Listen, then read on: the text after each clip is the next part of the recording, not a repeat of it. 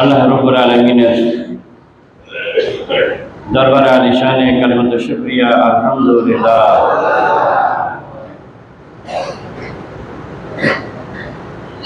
রাসূল আরবি মুহাম্মদুর রাসূল সাল্লাল্লাহু আলাইহি ওয়াসাল্লাম তার প্রতি সংক্ষিপ্ত দরুদ ও সালাম শেষে সারা দুনিয়ার সমস্ত ইমানদার বান্দাবান্দির জন্য আল্লাহ তাআলার কাছে মাগফিরাতের দরখাস্ত করি। আল্লাহুম্মা আমিন।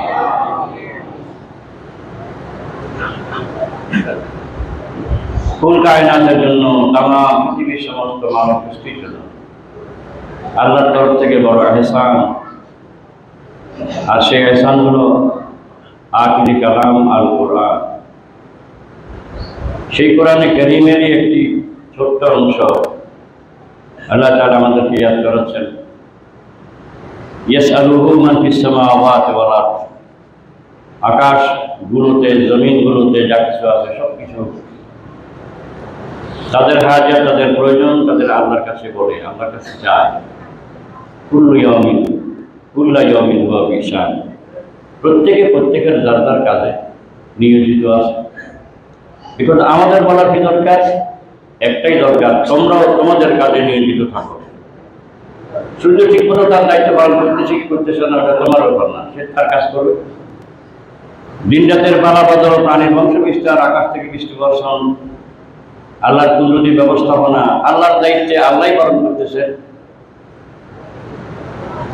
সেখানে এক চুল পরিমাণ আল্লাহ তাআলার নাফরমানি হচ্ছে না। এইটাকেই সারা দুনিয়ার মানুষকে আল্লাহ তাআলা চোখে আঙুল দিয়ে দেখাই দিতেছেন। এই বলে তোমরা কি দেখো না আমার সৃষ্টি জগতের দিকে, আসমানে আর জমিনে এমন কোনো বস্তু নাই যে বস্তু তার মালিককে, তার খালিককে মানে না। আবা গায়রা দীনিল্লাহি ইয়াবুন ওয়া লাহু আসলামা মান ফিস সামাওয়াতি ওয়াল আরদ তাওয়ান ওয়া কারহান। ইচ্ছায় হোক অনিচ্ছায় হোক, ইচ্ছায় হোক আর অনিচ্ছায় হোক, আল্লাহর সৃষ্টি জগতে এমন কোনো বস্তু নাই যে 16 নাই 16 নাই শতভাগ তার মালিককে মানে, তার খালিককে মানে। অতএব ও দুনিয়ার গোলাম, সবকিছু তো তোমার খেদমতের জন্য তৈরি করা হয়েছে। তুমি শুধু তোমার মালিকের গোলামির জন্য, সব তো তোমার জন্য। তুমি কি জন্য? একটাই জবাব, তুমি তোমার মালিকের গোলামির জন্য। আর সেই গোলামি বুঝিয়ে দেওয়ার জন্য, পদ্ধতি শেখানোর জন্য নবী আলাইহিস সালামরা দুনিয়াতে এসেছেন, তাশরীফ আনছেন। একটাই দায়িত্ব পালন করছেন, ইয়াতুলু আলাইহিম আয়াতিহি ওয়া ইউযাক্কিহিম ওয়া ইউআল্লিমুহুমুল কিতাব ওয়াল হিকমা। সমস্ত নবী রাসূল আল্লাহর পক্ষ থেকে পাওয়া আসমানি কিতাব তেলাওয়াত করে শোনানো তাদের প্রথম কাজ। আর তেলাওয়াতকৃত অংশের ভিতরে মানুষের জন্য কর্মসূচি আছে বলে দেওয়া 2 নম্বর কাজ। ওই কর্মসূচি প্রতিপালনের জন্য, আমল করার জন্য পদ্ধতি শিখাইয়া দেওয়া 3 নম্বর কাজ।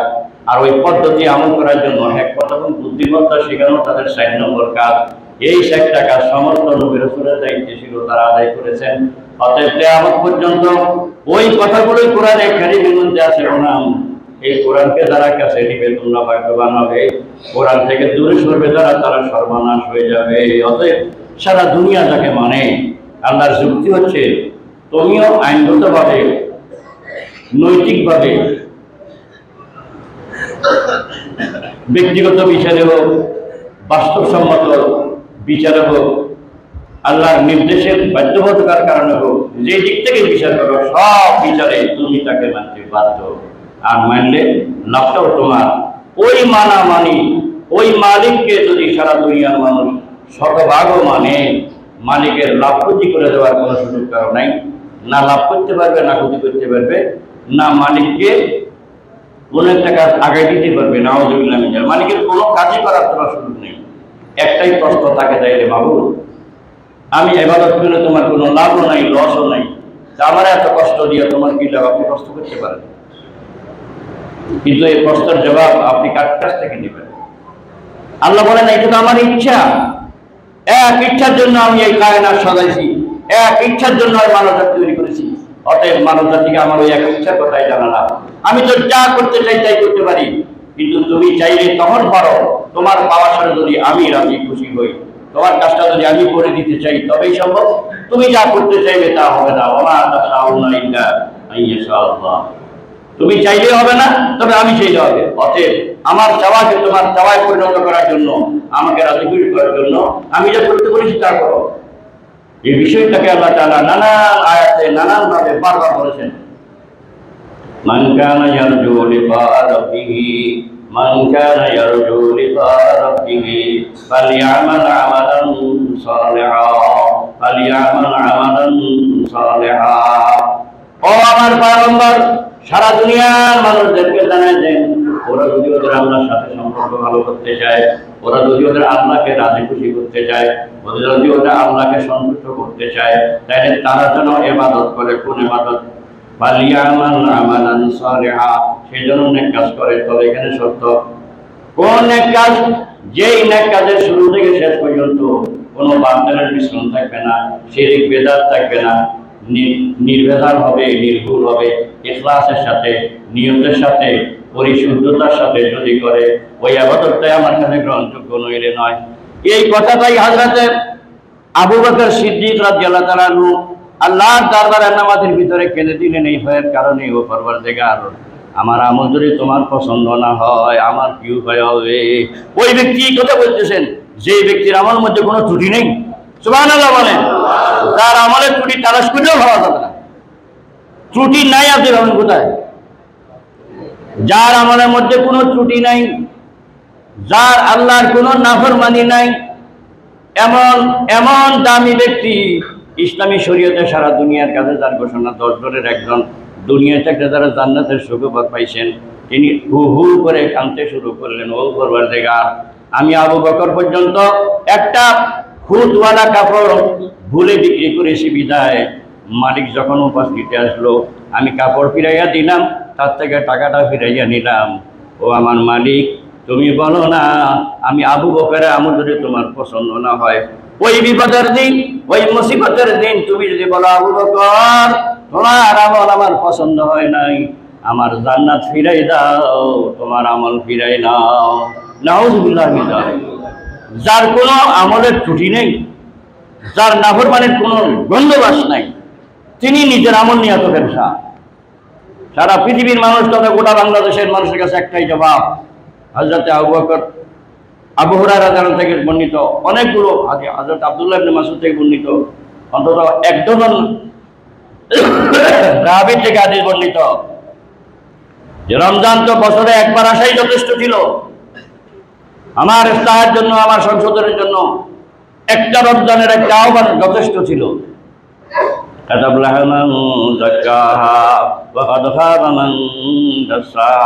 সারা পৃথিবীর মানুষের কাছে আমি আল্লাহর পক্ষ থেকে একটাই ঘোষণা, যে কামিয়াব হতে পারলো আত্মশুদ্ধির মাধ্যমে, যে পরিশুদ্ধ হইতে পারলো, এই পরিশুদ্ধ হওয়াটা তার দুনিয়ার জন্য কল্যাণকর, আখিরাতের জন্য কল্যাণকর।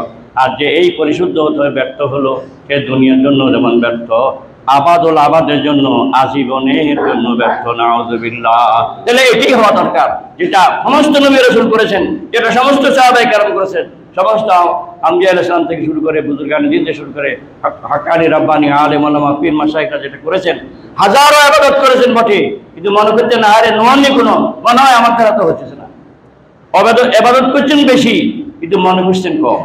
আর এখন আমাদের সম্পূর্ণ উল্টো হয়ে বলেন, রমজানের এক আয়াতে যখন রমজান ফরজ হইল, ওই এক আয়াতের আমল করার জন্য 30 দিন বা 29 দিন আমরা রোজা রাখলাম।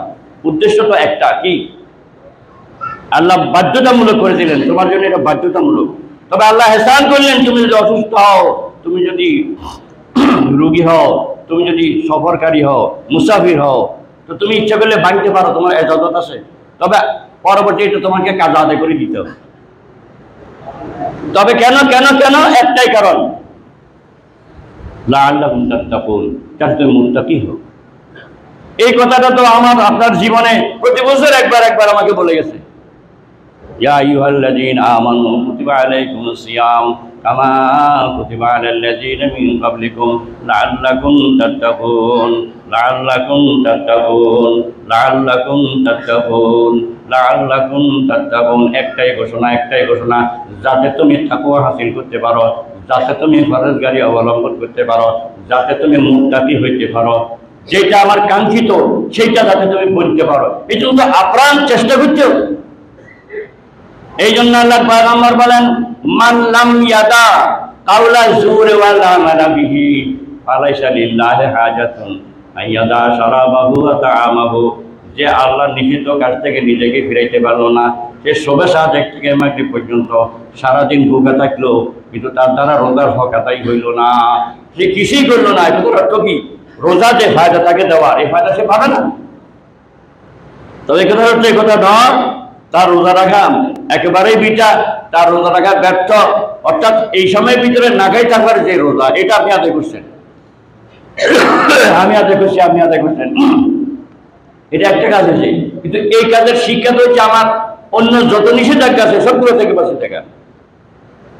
সবগুলো থেকে বাঁচি থাকতে হলে আমরা লোভী না হইলে, আমরা আত্মকেন্দ্রিক না হইলে, আমরা স্বার্থপর না হইলে, আমি 2 নম্বরে করে মাল বেচা কিনা করি কেমনি, আবার পুলিশের কাছে আমি ধরা পড়ি কেমনি।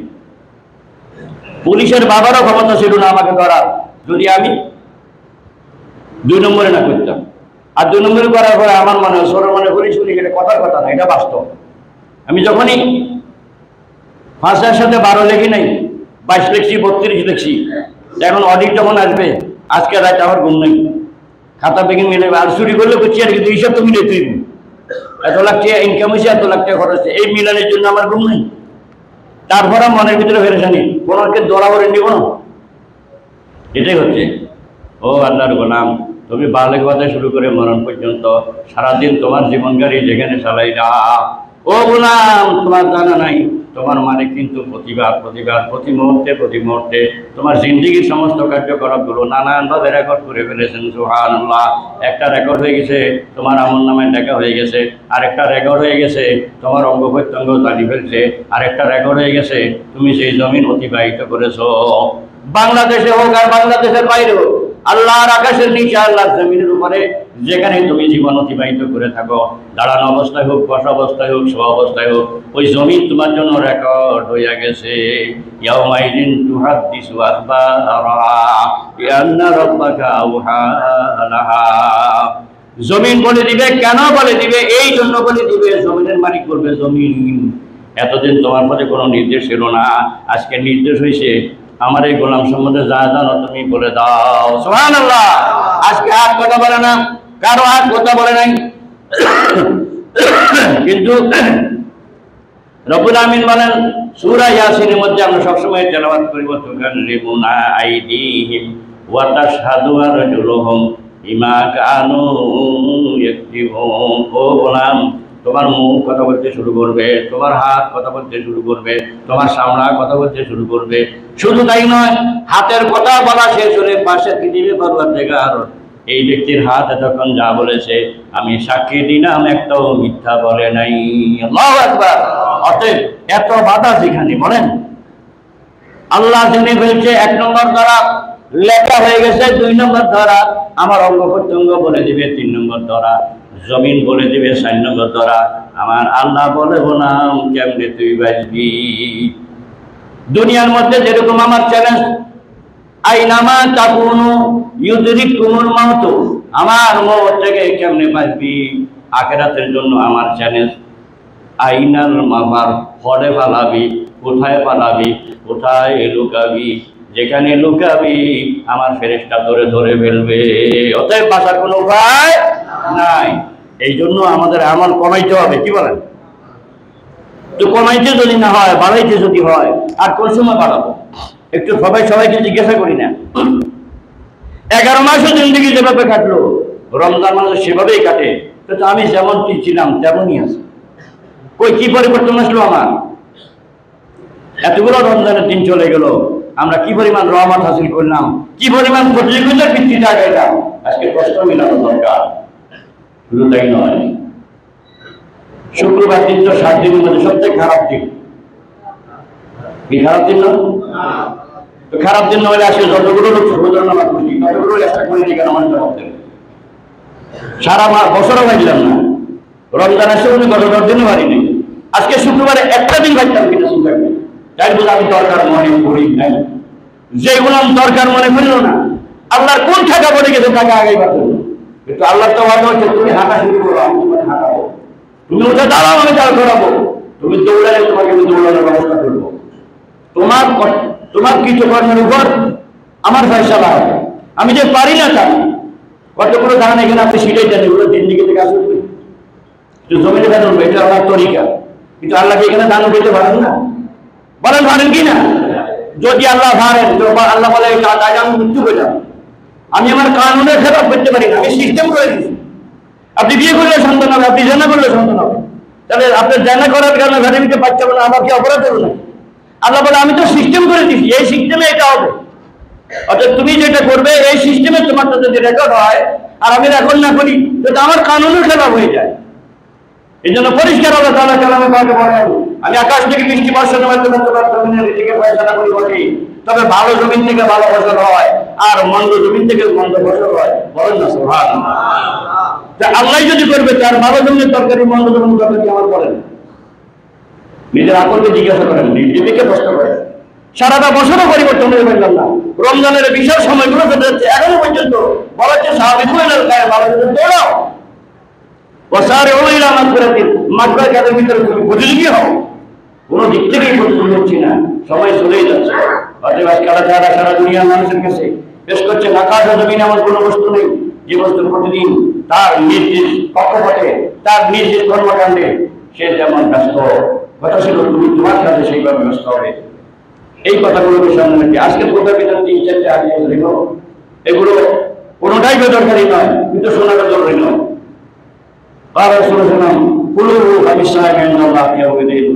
যারা রোজা না তাদের মুখে দুর্গন্ধ আল্লাহর কাছে বেশ কামড়ের মতো।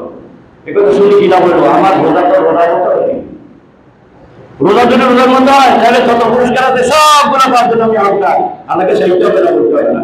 তবে চাইলে আর বললে আল্লাহ খুশি হয়, এটা বিভিন্ন জিনিস। আমি যদি অঙ্ক ভালো রেজাল্ট করতে চাই, আমার অঙ্ক কারে করতে হয়, একদম সুবাই অঙ্ক বললে তারপরে যদি স্যারের নম্বর দেয়, স্যার জানেন সে অন্যায় করছে, আমাকে নম্বর দিয়া অন্যায় করছে, সে আমাদের নম্বর দিয়া কি করে নাই, আমার প্রতি আহসান করে নাই, দয়া করে নাই। আমি অঙ্ক ভুল করছি, তারপরে যদি স্যার আমাকে নম্বর দিয়া দেয়, আমি বলবো এই স্যার আমার উপরে কি জুলুম করছে, অর্থাৎ ন্যায্য বিচার করে না, আমি যা ভাবনা তা দিলে আমি জুলুম হই। কিন্তু সে কি করছে, আমার ভাষা 10 নম্বর দিয়ে দিচ্ছে, এরকম হয় কি না? তাহলে আমার প্রতি যে এটা আহসান না জুলুম? জুলুম। আল্লাহ বলেন আমি আহকামুল হাকিমিন, তুমি যা করেছো তাই ভাবে যায়, তুমি তোমার আয়নায় তোমাকে দেখো। অতএব সারা দুনিয়ার দিকে তাকাই, অন্যায় অত্যাচার দুর্দম যা চলছে এগুলো সবগুলোর বিরুদ্ধে রোজার শিক্ষা একটাই। আমি যদি রোজার শিক্ষা শিক্ষিত হতাম তাহলে আমি আমার সেই স্বার্থ পরিচালিত করার জন্য মাথায় ভেজাল মিশিয়ে আমি আপনার ক্ষতি করে আমার রোজা করার চিন্তা করতাম না। এক সিদ্ধান্ত নেওয়ার কারণে সব জায়গায় করো, সব জায়গায় করো, সব জায়গায় করো, অফিসে আদালতে বাড়িতে করে কারখানায় কাছে সব জায়গায়। অতএব আল্লাহ তাআলা বলেন আমি এই মহান রমজানে অল্প আমলে অল্প জ্ঞানে তো বেশি কামাইবার সুযোগ দিলাম, এটাও তো তুই গ্রহণ করলি না। 11 মাস তো করলি না, সারা বছর তোর কাছে বলা হয়েছে রজব থেকে তুই কমরবান, অল্প আমল কর, অল্পটাই সাবানে ঠিক রাখ, তাহলে গাছও গোবর করলি, গাছের মধ্যে হারিয়ে দিবি, যত্ন করলি, ইন্ডিপেন্ডেন্ট রমজান চলে আসলো। এবার ওই অল্প আমলটাই কর, ওই অল্পটাই তো 11 মাস নয় 83 বছর 4 মাস থেকে বেশি হয়ে যাবে। এত সুযোগ দেওয়ার পর এই জাতিগুলি আল্লাহ তাআলা জাতিকে জায়গা তৌফিক করো, এবং বাকি হায়াতে এই অনুভূতি যদি আমার ভিতরে না আসে, কোন দলিল ছাড়া, কোরআন হাদিস ছাড়া, শুধু আপনার দিদিকে প্রশ্ন করেন না। এই যে দুনিয়ার আসমান জমিন সাত সূর্য, যেটা আল্লাহ বলে তুই গণতেও পারবি না, এতগুলো বানিয়েছে, সবগুলো বানানোর পিছনে একটাই যুক্তি, মানুষে ব্যাপার করবে। মানুষ কেন? আল্লাহ গোলামি করবে। অথচ যেই গোলামির মধ্যে আল্লাহ কোনো লাভ নাই, লস আছে, বলেন আমরা ইবাদত করলে আল্লাহ কোনো লাভ আছে, লস আছে? তাহলে এক হিসাবে নাউজুবিল্লাহ অনেকটা বেরোটার মতো। কিন্তু এখানে কি কাজ করতেছে? আমার ইচ্ছা কাজ করতেছে। আমার ইচ্ছা পূরণের জন্য দুনিয়া বানাইলাম, আমার ইচ্ছা পূরণের জন্য তোরা মানুষ বানাইলাম, আমার ইচ্ছা পূরণের জন্য তুই আমাকে মানতে হবে। আর মানলে জান্নাতে মেহমান দাবি করবো, না মানলে জাহান্নামে তোমাকে রাখবো। গাছ যদি কোনো কাজে না লাগে, কোন শিক্ষক কথা, একেবারে শিক্ষক কথা, কোনো কোরআনের দলিল দরকার নেই, আপনার বিবেক অবস্থ। গাছে ফল দিলে লাভ, লাভ দিবেন না, ফল দিল না, ভালো কাঠ নয় না, কম দামের কাঠ হবে, এটা আরেক লাভ, তাও হইল না, তারপরে এটা কোনো কাজে লাগবে না, বলা লাগবে। ফার্নিচার হইল না, ফলও দিল না, আর কি হবে? কিচ্ছু হইল না, একটা কাজে থাকবে, কি থাকবে? আজমিরা আজমিরাতে লাগবাস। ও আল্লাহর গোলাম, এটাই রব্বুল আলামিনের হাকিকত, এটাই শেষ কথা। আজমিরা আজমিরাতে লাগবাস, উদের আগের নবাসাতে হিলওয়া। ও আল্লাহর গোলাম, তুই যখন আমার কোনো কাজে লাগিস না, তোর আগে ওই চূড়ান্ত ভাবে দুনিয়ার কোনো কাজ যদি কোনো কাজে না লাগবে সূরায় ব্যবহৃত হয়, আমি সিদ্ধান্ত করে রেখেছি আমার জাহাজে সূরায় তোকে ব্যবহার করা হবে। নাউজুবিল্লাহ মিন যালিক। অর্থাৎ মানুষের তাজির করতে হবে, মানবতা অর্জন করতে হবে। মায়ের রমজান এসে মানবতা অর্জন করার জন্য, মানুষের ট্রেনিং নেওয়ার জন্য। আর সংযম আত্ম উপলব্ধির মাধ্যমে উপভোগ। সংযম মানে কম খাওয়া, সংযম মানে কম ঘুমানো, ওটা ঘুম দেওয়া নয়। সেহরির জন্য 1 ঘন্টা এদেশের মানুষের ডিস্টার্ব হয়, আর ওই 1 ঘন্টা ডিস্টার্বকে 3 ঘন্টা 4 ঘন্টা কাজ আদায় করি। কেউ কেউ ফজর পরে ঘুমাই 9টা বাজে উঠি, কেউ 10টা বাজে উঠি। শোনা যায় কারো কারো মানুষ আপনি 11:30 বাজে উঠেন। আল্লাহ আরো তৌফিক দাও, এগুলো বলা সবার উপায় নেই। ওমা তৌফিক ইল্লা বিল্লাহ, ওমা আলাইনা ইল্লাল বালাগ। সুবহানাল্লাহ, সুবহানাল্লাহি ওয়া বিহামদিহি, আশহাদু আল্লা ইলাহা ইল্লাল্লাহ, আস্তাগফিরুকা ওয়া আতুবু ইলাইহি।